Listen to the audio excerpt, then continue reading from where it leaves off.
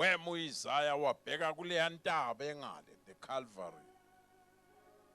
Wathi nakabheka wabona umuntu elinyaziwe, wayesememeza, ayithulile njengemvu ithule phambi kwabagundi.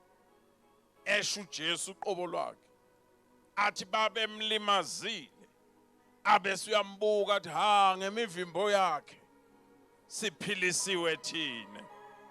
Ngoba babe mentabeni bebuka entabeni yaseGolgotha. Uma uDavide lo wabulala uGoliath wayesentabeni, kodwa impi zakhe ayifuna phansi.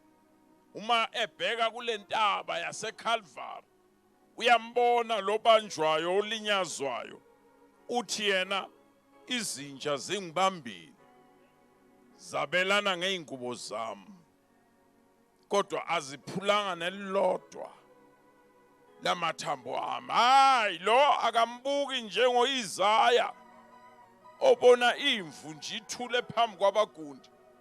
Uthi lona kambheka uDavide uthi kwangathi ithambo lami leliya.